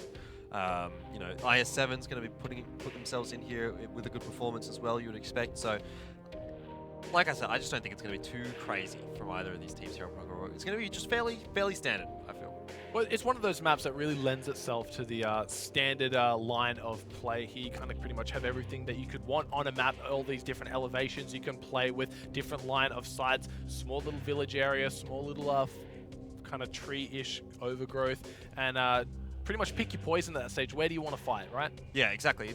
There are quite a few different strategies on Prokhorovka. It depends what both teams are doing. Obviously, usually what we'll see is that one of the defensive teams will sit on one side of the track, and the attacking team will go up on the other side of the track, plonk themselves down on the flag, and then it's a game of can they get the reset without taking too much damage. Generally speaking, we don't see any very quick, aggressive brawls, anything like that. So it's more of a long game on Prokhorovka than some other maps. And I always like it when people fall into the marshes there. That always brings a smile. And we've seen some of the craziest things on this map. I remember the one where the 2 tanks came up against each other on the train tracks and flipped. That was a great fun. But jumping into the tank lineup here and take us away, Jordan. An STRV for Coalition Zoo. I wonder if that's the 103B. Or is it a UDES? No, they've got an IET one. Yeah, so it's a tier 10 S tank. Caren Tiger. Yeah, no surprises there. T125, FE215B. They like those tanks. Bat Chat's good. IE251's good. Can't really complain about either of the lineups here for Coalition Zoo. My question is how the S tank is going to be used on the attack. We have seen Coalition Zoo do that before this season. They pushed down the 1-2 line, had the STRV sitting back and firing down that line. So are they going to do that again? Is Caren Tiger going to be aware of that? Well, I guess we'll find out. Hopefully coming into this game, we can see the Coalition Zoo give us a little bit of a excitement. As last round, they kind of stole that one away. Even, like you said, you wrote down a Caren Tiger win. I was praising Caren Tiger. Coalition Zoo came out and swept the rug from under our feet. But now jumping in to Prokhorovka. Polly getting spotted right off the bat by Lion. This is not good. If Lion's off the reload, Polly's dead, but he's not by the looks of things. Doesn't look like he's gonna be close. Too many shots. Yeah, it's going to be difficult to get a shot in the Bat Chat over the train track there. Polly, quite a low profile tank, so not going to be easy to hit. But Lion giving it a crack. I guess wasting one shot is not a big deal here. Caren Tiger do take a less than favourable trade, but look at this, Lion's He's really hunting him down. keen. He's on the other side of the track though, and Lion definitely doesn't want to cross that. He knows that there's going to be some tanks up on the hill that are going to be able to rain fire down upon him if he does cross the tracks. So opting to play quite safely there. Coalition Zoo do have control of the one side of the map though. Yeah, they're basically both teams just swapping sides, so you can see on the minimap where the aimers are focused. They know exactly where the roster of Coalition Zoo are, and all that's left is to get the spots, get the fires down. Polly, he's rotated all the way to the bottom half of the map. Zenlon moving up towards that one flag. You can see Pac-Manius is going to be on the hill, so He's Coalition spotted, Zoo... So they know exactly where he is. He needs to keep moving. He can't stay still, and if he sits himself in a bush, while he's spotted, they're going to know exactly which bush he's in. So at the moment, he just needs to wait for that spot to disappear before he can actually put himself in a sort of capping position. And unfortunately, he's still spotted, and they know exactly which bush he's in. Yeah, he's going to take a peppering from Zenlon when he sees fit. As you can see, squad of Caren Tiger moving over the train tracks here. Akyuv takes a massive amount of damage. He goes down to about 500 health. Madhouse, can he get the shot off? Madhouse is in a great spot. An excellent spot. Can't find anyone though. They have just disappeared from his line of sight here. Going to be avoiding being spotted right now. Akyuv very, very low at the time being though. Yeah, and well, this is where Caren Tiger need to start to figure things out, because they're probably their main resetter tank is Akyuv in that T125. You know, great hull down tank, very strong turret armor, apart from the cupola, and a very good gun depression. So it makes it quite easy to get those resets. But given the fact that he's only on 500 HP, that's 1 or 2 shots. And he can't really be gambling with that. I think we're going to need to see some resets coming from Yupa in the FE215B, if anything. The hill's getting lower and lower, 66% down, 40 seconds left on the clock, still 7 minutes in game time. So, Caren Tiger, they need to get some of these resets off at the moment, but the health pool in favor of the Coalition Zoo. But as I said, that Nomad takes a big brunt of damage to himself, so he's going to have to watch out. But Yupa, Akyuv, and Marco. Oh, Lion, he's been spotted. This is not good for Coalition Zoo. Reset needs to come across. Zenlon pushing in. That's exactly what he needs to do. And in the meanwhile, Lion did go down. Pac-Manius gets reset. They need to trade Zenlon. He's gone down. Pac-Manius gets destroyed off that one. That's 2 kills coming through for Caren Tiger. Somehow they're able to find a chink in the armor, and Coalition Zoo have to run for the hills quite literally right now, as Caren Tiger should have no trouble sweeping in and cleaning up the remaining members. But as I say, that health HP pool still in favor of Coalition Zoo, just damage favoring Caren Tigers right now. Yeah, it was a little bit silly there from Coalition Zoo, sending Lion down to the bottom of the map. They should have known that Caren Tiger were going to try and get control of that area of the map. And sending your guy that's a one-shot is obviously not going to be a good idea in that situation. He got taken out as soon as he got spotted. Coalition Zoo, they lost their player on the flag, which wasn't too bad. They need to get the trades here. Zenlon needs to be punished. They've got a couple of low HP tanks. If Caren Tiger lose these two heavy tanks after losing Zenlon, then Coalition Zoo can pull this one back. Well, they could. Going for Yupa here is Chippy's. Not the reload just yet. It's an easy kill for Krazib. Yep, should have no trouble taking out of that one. Akyuv does finally go down. Hellkurai taking a lot of damage as well. Marco trying to answer, but that's 3 kills being returned for the Coalition Zoo. Great stuff. Now they got the sight set onto Hellkurai. He needs to back himself up from that one, but Krazib goes down. Joke able to trade 1 for 1 at the moment. So 4 versus 3 in favor of Coalition Zoo, and they could be doing it right now, George. It took far too long for those Caren Tiger Batchats to take down the Object 140 of Krazib. He was blocking too many shots. They were missing too many shots. They really needed to get him off the field pretty much straight away and then focus on a couple of other tanks. But they used essentially 2 clips to deal with 1 Object 140, and you know, they've wasted a few too many shells. Now the rest of these tanks for Caren Tiger are going to be falling back, but it looks like Coalition Zoo are going to be able to pick up the win here. Easy kill on to Polly. He goes down. 4 tanks left alive for Coalition Zoo. Caren Tiger, they had the 2-tank advantage at one stage, but all that just came crumbling down when they couldn't focus their fire well enough. And Madhouse been moving up in the flattest tank you'll ever see. Yeah, probably is actually. Maybe the UDES is flatter. Yeah. UDES is probably flatter, but by a very small margin here. Yeah, I mean, it's been a good sort of a pick really for Coalition Zoo on Prokhorovka. No matter when they've used it, Madhouse seems to have been able to get work done, and I dare say he's managed to get a large amount of damage out this round as well. We saw Yupa in the FE215B was pretty low. I mean, Akyuv was very low, and I think a lot of that damage came out of Madhouse. So it does feel like, to me, it's a pretty good pick for Coalition Zoo. I'm happy that they keep picking it. It's working out. And they're really putting some pressure on their opponents here. So Yeah, for me, just keep picking that S-Tank. Looks like they will just be trying Mario to draw surely out. knows Madhouse is in the bush there. Nope, he doesn't. He doesn't. He gets Like, kicked he to the wasn't side. spotted, but the fact that Mario got spotted there, he should have known that there was someone pretty close by. And the only one that he couldn't spot was the STRV because of the camera value. But anyway, it doesn't really matter. Yep, Mudame is getting smashed up top as well, so this is going quite poorly for Caren Tiger. Should be a nice easy win for the Coalition Zoo here, and great stuff coming out of them being able to pick up their second round of the series any second now, as they are moving the remainder of their forces over to that 2 flag to speed up the capture a little bit here and draw out the remaining members of Caren Tiger. Mudame shouldn't live too much longer here, trying to get a shot off onto Joke, not going to land as the desperate plays coming out. Yeah, look, it was a really good good performance from Coalition Zoo. A good strategy.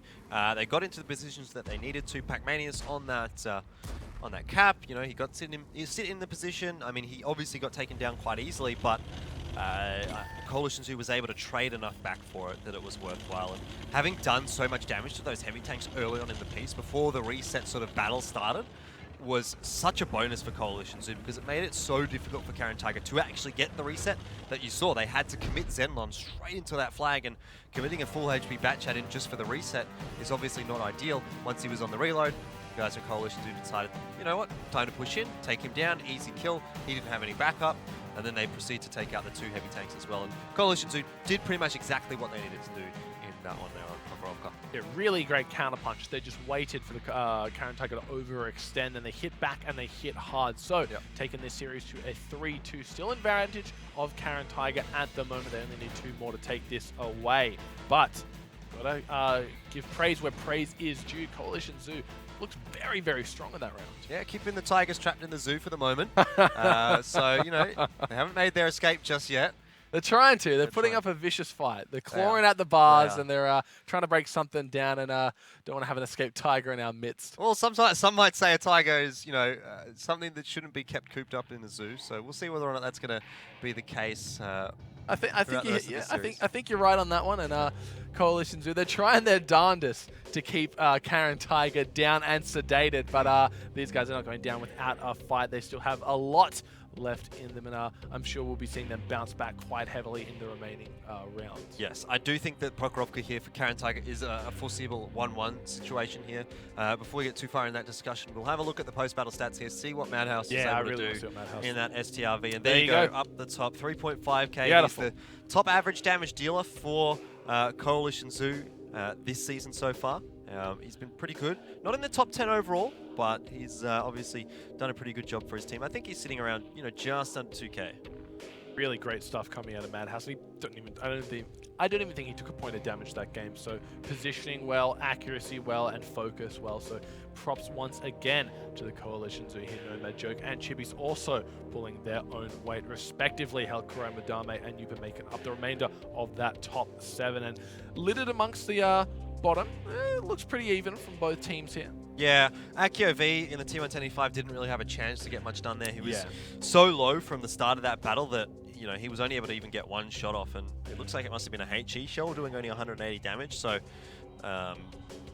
yeah, look, it was a difficult situation for him. Not much that you can say about it. He just had an unfortunate game, and that happens. But really now we need to see Caren Tiger start to bounce back into this one. Get a good win on the attack and close things out, because we don't want to see, or at least Caren Tiger really don't want to see a Caren tiebreaker coming out.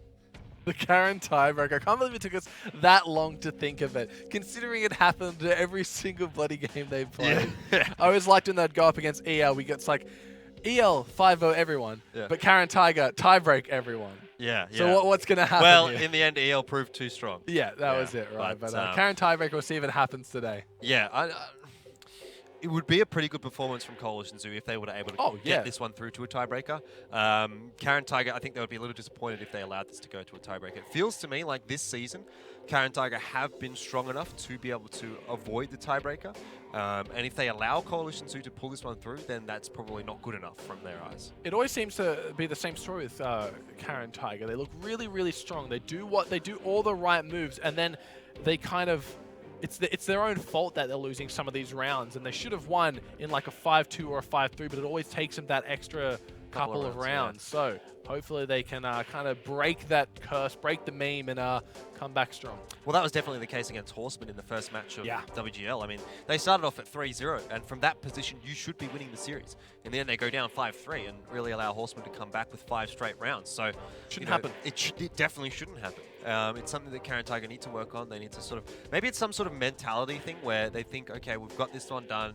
You know, let's take the foot off the pedal a little bit, and that allows the other team to get back into things. And if they get back in too much, Caren Tiger isn't able to pull that rope back in. Yeah, they think, hey, you drive for a minute, then all of a sudden, like, oh, hey, can I have the wheel back here, mate? No, I'm taking this all the way to a 5-3. Yeah. So, the horsepower, or horsemen with too much horsepower in that one. But surely not the case here for Caren Tiger in this one up against Coalition Zoo, who, they've shown some good stuff so far today. Yeah. I mean, the one on Muravanka, you got to say, was a little bit lucky. Cheeky. But that one on Prokhorovka was definitely clean. really well played. By That's very clean. Coalition Zoo. If they can keep up that level of play, I see no reason why they can't at least get us all the way to the tiebreaker. I still see Caren Tiger being the stronger of the two teams. But once again, Coalitions are showing us signs of greatness, really showing that they can contest some of these teams ranked in that 4-2 area. So hopefully they can look back and understand what they've done right tonight, what they can utilize, how they can put this into some of their other maps, because we've seen them fall too many times to the triple massive heavy tank just crutch that they find themselves on. Yeah, I mean, even if Coalition Zoo is able to 2-0 this one here on Prokhorovka, when we get on Ghost Town's going to be rough. That's going to be the test. It is going to be tough, yeah. Look, I mean, test. Caren Tiger, it's been, I said earlier on it's been a good map for them this season, but I actually look back at the stats here. Hasn't been the greatest of maps for them this season. They did go down 2-0 to Horsemen on it, but last season it was a very good map for Caren Tiger. I feel like, after a couple of weeks break from Ghost Town, which they haven't played it in the last couple of weeks, they come back into this one with a bit of a fresh mind. I think they should have it up against Coalition Zoo, who, do play a fairly static or stagnant sort of strategy, I suppose, on Ghost Town. They get those E100s, they try and brawl it out, and Caren Tiger, they prefer the AMX 50Bs and the Bat Chats, and if they can outmaneuver the E100s on Ghost Town, then I think they can close this one out comfortably, at least 5-3, but it should be a 5-2. Yeah, there's no reason that they can't come into this second half of Prokhorovka very, very strong and really showcase us that Caren Tiger aggression that we saw on the Muravanka. That's actually a good point that you bring up, because that's something that I think has changed from last season to this season for Caren Tiger. They've been a little bit more no, I'm not even saying the right word. Like aggressive, but not aggressive, if you know what I mean. They've made the choices to go in at the right time. They've decided. Decisive. Decisive, that's the word I'm looking for. They've been a lot more decisive this season. They've decided when they want to go in. They've chosen the right times, and they've been aggressive when they needed to. Yeah. And they've taken the fight to their opponents when they needed to. They haven't been aggressive without reason. They haven't been too passive. Calculated aggression. They haven't been too reactive. Yeah. They've been the one making the decisions a lot of the time. We saw that, like you said, on Muravanka, where they sort of chose that time to go in, and they took the fight to Coalition Zoo, and it worked out for them. So I think that's something that's sort of like, that's an extra tick in the book for Caren Tiger so far this season. They need to keep doing that. I think you're 100% right on that. The calculated aggression, they know when to go in, they know when to kind of hit him right in that weak spot. They identify it very early on, very quickly as well, because that Muravanka, that was a very quick utilization of the weakness that they could identify immediately. So coming into this second half of Prokhorovka, we know it's a little bit more a slower map. We know there are definitely many avenues of play that both teams can take here. So hopefully we do get to see some of that finesse that Caren Tiger have shown tonight and really give us a great bout of tanking. I think we should. I mean, Caren Tiger were able to pick up a couple of wins over EL Gaming. Now, one might say EL Gaming were having some sort of ping issues during that game. Sure. Doesn't mean that Caren Tiger, weren't going to have a difficult time. I mean, EL is EL. It goes without saying. So I think we can draw some conclusions from that one from Caren Tiger. I think they looked pretty good. They had some decent strategies. And if they can get in towards that flag quickly, get someone hull down, get a scout tank in the bush somewhere, then put the pressure on Coalition Zoo, they can definitely pull off this second half here on Prokhorovka.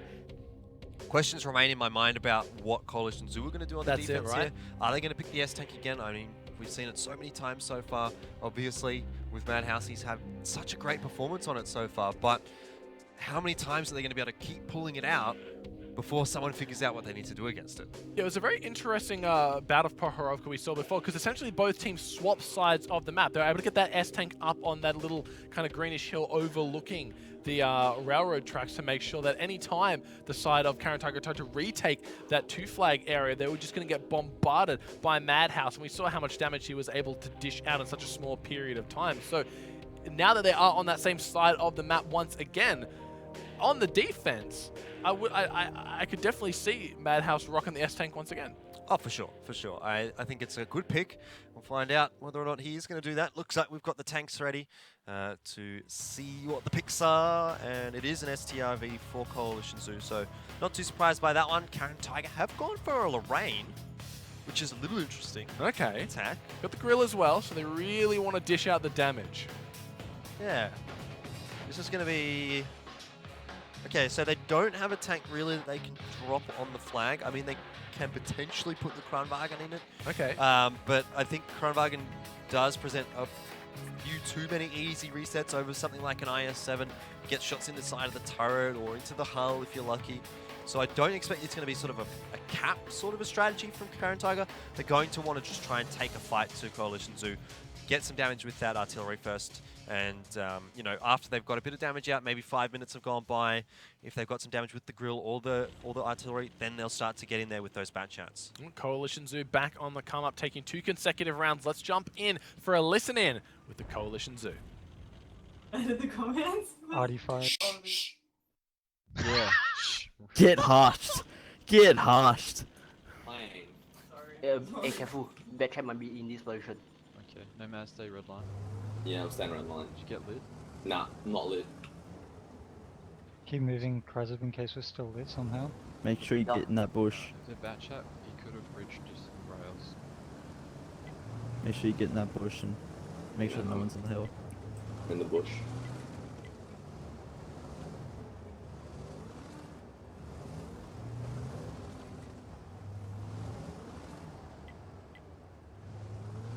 Take a blind fire at the back of the hill. They're blind firing over here. From... They're not this side then. Yeah, they're blind firing, I don't know what. Whoa. Whoa.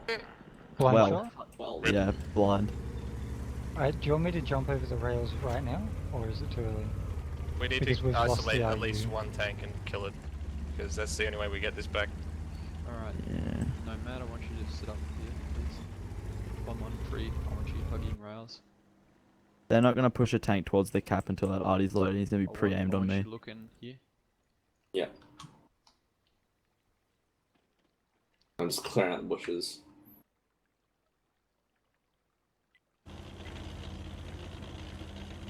They could triple cap too. There's the crown, it's predicted.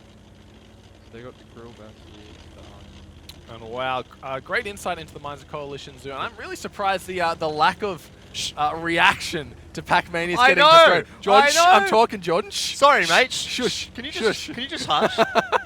You've been officially harsh, Jordan.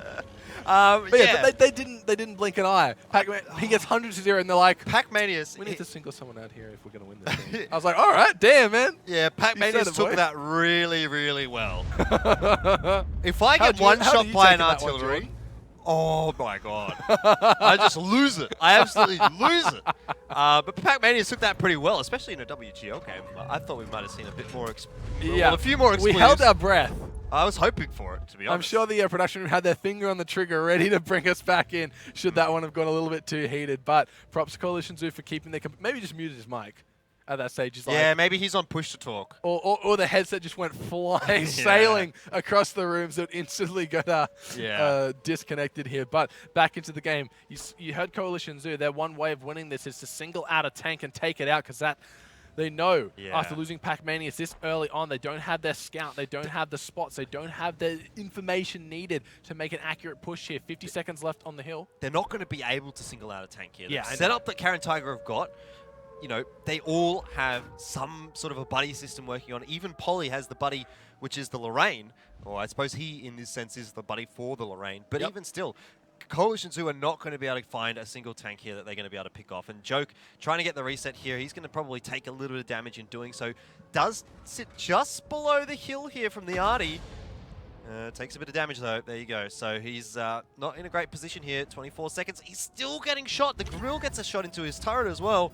797. So, well, Joke's not going to be able to get any resets here. Someone else is going to have to do it. It's going to have to be a bat chat like what we saw from Caren Tiger. And, well, already Caren Tiger have done much better than what Coalition Zoo did in defending that bat chat. 5 seconds left on this timer. Coalition Zoo need a reset. They need to do it now. They are able to get it just in the nick of time, but at what cost? They've lost 3 two tanks.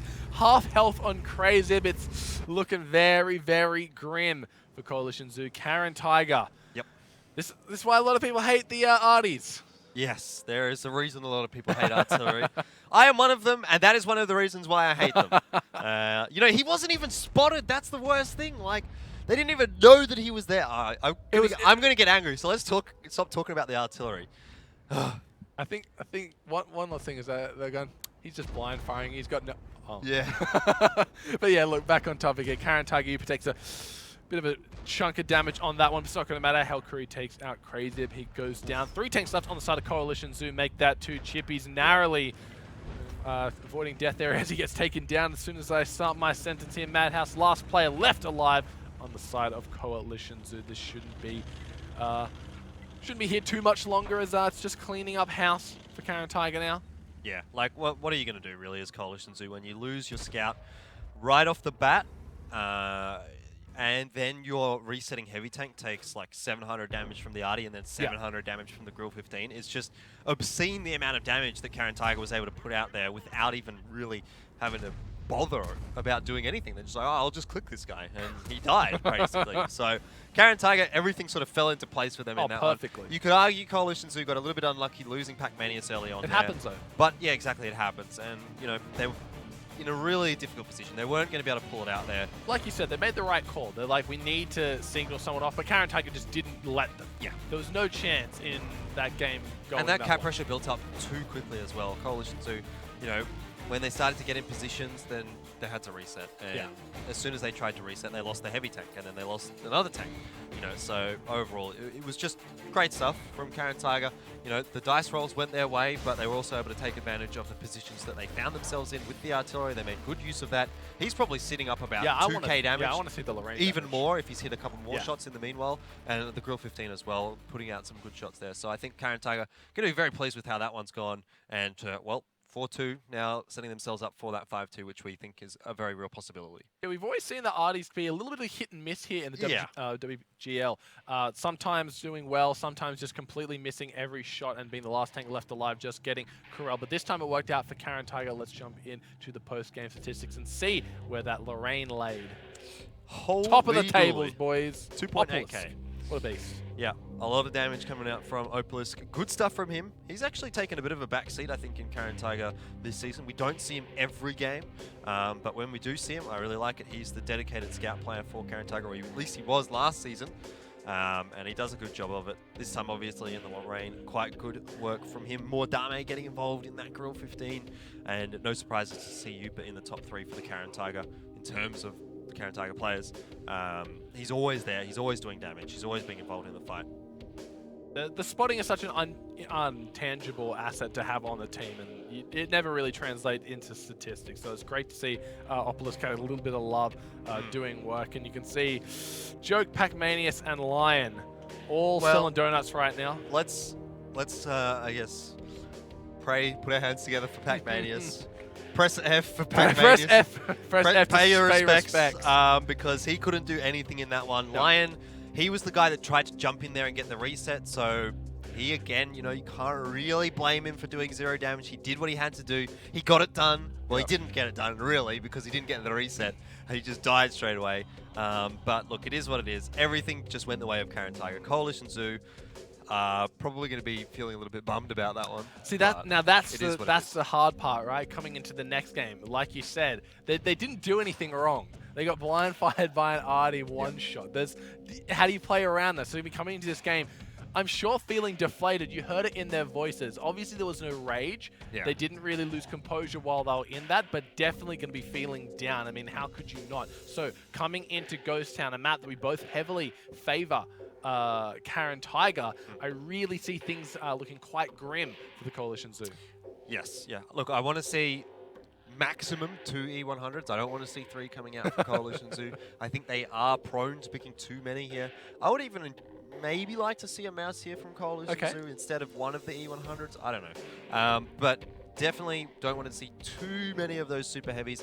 They need to get that extra damage across. They want some, maybe a Kranwagen, a few bat chats or a couple of bat chats. 50 Bs, it's something, I feel like 50 Bs are a tank that Coalition Zoo doesn't use enough of. It's such a powerful tank. It's the 3rd most picked tank, I think, in the WGL APAC, or maybe even the 2nd most picked tank in the WGL APAC. But definitely a powerful tank, and I just don't think Coalition Zoo use it enough. Yeah, they really fail to utilize a lot of the other strong tanks. We've seen them come into play with the S-Tank, with their heavies, but it's a lot of those more just like backbones that a lot of the teams are really using to bolster their rosters that Coalition Zoo seem to skim over and think, now we'll just chuck an E100 there in place, right? Chuck an E100 in, mate. Couple of bat chats, eh, mate? Couple of E100s, couple of bat chats. What can go wrong? A lot, apparently, for the poor Coalition Zoo. We've seen it fail them time and time again, so hopefully they can strengthen themselves a little bit here, keep their resolve. One good takeaway for Coalition Zoo, at least on Ghost Town, is that they have the UDES player, which is Madhouse. True. We know that the UDES is such a strong tank in that, that sort of reset position up on the boost. So if they can get that sort of started, then maybe there's something in that one for them on the defense. Coalition Zoo, we don't know if they're starting on the attack or defense, so that's a bit of a question mark for me. But if they can maybe do that, get some good resets, get the UDES doing a bit of damage, who knows? Look, it worked for them last time. If Madhouse is able to get into a favorable position, he's got the accuracy and the positioning to make it happen, to really be the backbone that his team needs. And it's great to have him back playing again, because we saw a few weeks where he wasn't in the roster, and those were some of the darkest days for Coalition Zoo, so it's great to see them have one of the weeks as well, when he was actually playing, his microphone was broken. Oh, well, what's the bloody point Alex and I were casting the game going like, what is going on here for Coalition Zoo? Like, what are they doing? And later on I found out that Madhouse's microphone broke, and so obviously when your caller's microphone is broken, it's not a great situation. Your shot caller, they tend to need their comms to be clear, concise, and audible. And working, exactly. So, that's maybe one excuse that you can put in the book there for Coalition Zoo, but no excuses now. They need to get a win here on the board. They've got none. It's a last chance. No chances left, exactly. 4-2. Caren Tiger pull this one off, which I think they should. It's going to be a pretty good win for them. Yeah, Caren Tiger have looked incredibly strong this series, especially in their wins. They just dominate them. And 2 E100s coming out of Coalition Zoo. There's Oods, like you said. And, couple of bat shots on Caren Tiger. It's good. It's good from both sides. Coalition Zoo with the UDES, I like that. Madhouse going to be on the boost. Just 2 E100s is good. Couple of FV2 15Bs as well. They've shown restraint. I like the T57 Heavy too. Caren Tiger, as Caren Tiger does, like to pick those bat chats and the 50Bs, and I like the WZ1 limit. So I think, well, initially kind of, just from looking at the Caren Tiger lineup, you would think they'd be pushing towards that northern flag, but the fact that the UDES is going to be up on the boost, maybe it's going to make them question that. Do they want to keep doing that now that the UDES should be able to get pretty easy resets? I guess we'll find out what Caren Tiger decides to do. And just from having a look at the minimap right now, it doesn't look like they're interested in heading towards that one flag, which overall I think is probably a correct decision. Okay, we've been down this road before. We've seen a lot of teams try to pull off their 2 flag strat. And I feel like saying to them, well, why do you want to do the 2 flag strat? Oh, we have this great plan where if we go in. Ooh, look at this. This is very, very aggressive. Zenlon and Polly are going to spot out Lion, and Lion doesn't have any backup at the moment. He could definitely get picked off here. Look, he needs to book it out of there. He needs to pull a leaf out, page out of Pac-Manius' book right now and just completely dodge every shot coming to left, right, and center. He gets taken very low. Yeah, Madhouse. He's out. I think he's out. They needed to hit a tracking shot there onto Lion. If they had, oh no, he stopped. Yeah, he's done. Polly's gone. No, but here comes Madhouse. Nah, he's in getting some of the good shots. Can Lion turn it around? Polly getting a few, but Polly's taking a lot of damage. Lion can't seem to connect on that one. AkiOV takes a huge shot. So does Zenlon. Maybe Caren Tiger's overcommitted. Madhouse has got so many free shots onto him, and Polly is going to go. Well, he's going to get out alive. Zenlon is going to maybe take another shot here. Nope. Whoa, what just happened to him? Oh, he got unspotted. That's why. So Lion survives. Lion survives. Actually not a favorable trade there for Caren Tiger at all. They got a little bit too keen to take down Lion. Polly maybe a little bit too trigger happy. Yeah, haven't you seen on those promo videos we played during the countdown when the tank's spinning around in circles and it's making it look like he's digging into the ground? Yeah. Yeah, that's what he did. Yeah. Yeah. But no, it really felt like Caren Tiger overcommitted to try and take out Lion. They got him incredibly low, but they traded Polly's health pool for the exact same process, right? Yeah. And I don't think it was worth. Zenlon and Akio V took a brunt of damage in the process. It kind of felt like Polly didn't really expect Madhouse to be up on the boost there in the UDES. Like, he just peeked out and was like, okay, I don't care. But where else is the UDES going to be on this map? The answer is nowhere. Yeah. It's always going to be in that boost. So... Polly maybe not respecting it. I felt like it. Thinking, come on, Madhouse, hit your shots, boy. And he did. Well, he did. And he punished him. Madhouse hit 2 or 3 shots there into Polly and, like you said, he hit punished Zenlon him. as well. Yeah, he probably did.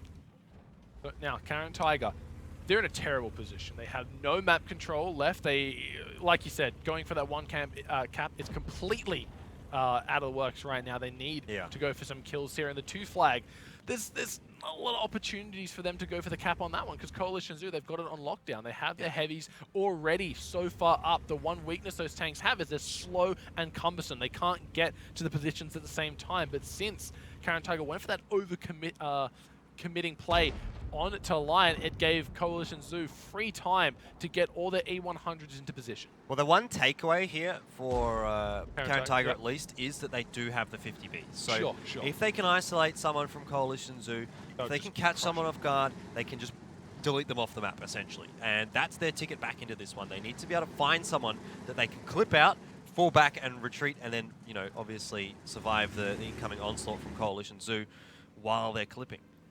But that doesn't look like it's going to be the case here. Coalition Zoo are playing very, very close together. Caren Tiger, just to me, feels like they're not going to be given that opportunity. So really what it comes down to, I feel almost, is going to be whether or not Coalition Zoo hits their shots. If those E100s hit their shots, this should probably be over for Caren Tiger. And we know Caren Tiger, they've often fall victim to their own over-aggressive plays, and this could be kind of that storyline playing true once again. You can see Maro, he's moved his way up quite far, as well as Aki OV. Joke on your screen here, you can see average damage 4.46. I don't think that's right. Jory does more than 4.46 damage per game. He's just ramming kids all the game. At least you would hope. And you'd hope he blocks more than 6.3 damage blocked as well. Oh well. I can actually tell you how much damage he's done. On average, it's 1.5k damage done. And in terms of average damage blocked, it's 488 average damage blocked. Someone's getting fired back there. Yeah. Get him out of here. Get him in the bin. Let's hope it's not Alex. Let's hope it is Alex. Oh, Pac-Manius, he's going to get a nice shot onto Hell Kurai. Crazy B doing a little bit of drifting work there just to get himself around the corner. Still, Coalition Zoo taking very little damage. Only Lion being dropped below anything noticeable. Well, Caren Tiger losing more and more HP without dealing any back, and that's not exactly the situation that they want. Nomad's starting to take a couple of shots here, but he's an E100. You don't really want to be focusing the E100s. You need to be focusing the high damage tanks. And, well, Caren Tiger, these AMX 50Bs starting to get involved. Oh, they get a few good kills here, but is it enough? Their health pool is still quite low. If they are able to take out Joke, it could kind of straighten things up here. And Caren Tiger, are they able to pull something out once again? That would be insane. Maro with a huge shot onto Lion. Joke is able to trade that one away. But now things are looking dicey for Coalition Zoo. Luckily for them, Chippy, he's on point. He takes out Aki OV, but Joke is very, very low. He goes down to Zenlon, who's gone for a nice flank. Coalition Zoo, they've drawn blood right now. You can see Madhouse, he's in no position to help the team right now. Hellcry gets a kill now. Crazy goes down in a 5 versus 1. All that stands, it is Madhouse. And I feel like Coalition Zoo dropped the damn ball. They kind of did, although Caren Tiger played that one really well. I think we can give credit to Caren Tiger for that one. They were able to, like I said, get those picks that they needed to. With the 50Bs, with the bat chats, they took 2 tanks off the field there. Maro as well, really just saving his shot for that extra bat chat kill as well. And that was a bit of a mistake from Joke as well. He should have recognized the bat chat behind him that he could be able to shield. He drove forward a little bit. That allowed Maro the opportunity to get the kill there. And I think that was the nail in the coffin. Caren Tiger, really good performance here on Ghost Town. Able to pull it back, 5-2. By the way, my prediction was right. Yours was wrong. Alex's was wrong. So once again, Elfish Guy wins. Look, we tried not to be too optimistic this time, and then you swooped in. I wasn't optimistic. I was realistic. I was realistic. I knew Caren Tiger would allow two games to go away. And it didn't. Yeah, you really predicted that. I did. You really hit the nail on the head with that Muravanka. I said Muravanka was going to be a 1-1. I said Prokhorovka was going to be a 1-1. You're smart, man. No Jordan. worries. Smarter than we give No you credit for, that's for sure, especially behind your back. That's what I like to hear. Not really, but you know. Look, but once again, the real winners here are Coalition Zoo. It's not all about you tonight. It's not Coalition Zoo. No, it's not Coalition Zoo. It's Caren Caren Tiger, man. You've got me in this wrong sentiment. It's Caren Tiger. They're the real winners here. The Caren Tiger escaped the zoo. They did. They mauled the zookeeper. Unfortunately, that was Alex and myself, and you rode off with your cowboy rode off hat on the Tiger. Yeah, with the cowboy hat, having a great time. Yeah. Caren Tiger, great stuff coming out of them. They really turned that one around on Ghost Town. Ghost Town's one of those maps that definitely favors the stronger team, and all the teams that are really good at those 50Bs are always the ones that excel on Ghost Town. Yeah, exactly. And, well, we didn't see any 50Bs coming out from Coalition Zoo. Caren Tiger had 3, and Caren Tiger won. I don't think you can put it just down to the 50Bs. I'm drawing some lines here. Yeah, look, but, I mean, to be honest, it was just good stuff across the board from Caren Tiger. Yep. They let, they probably did let one too many slip there. The Muravanka game realistically probably should have been a win for them, but they couldn't really do much about the one on Prokhorovka. Yeah, that was great really stuff. good play from from Coalition Zoo. But you know what? I think pretty good result for Caren Tiger. I think they'll be happy with how things have gone today. Oh, definitely great stuff out of them. Let's have another look at how that game went down. Captured some of the highlights.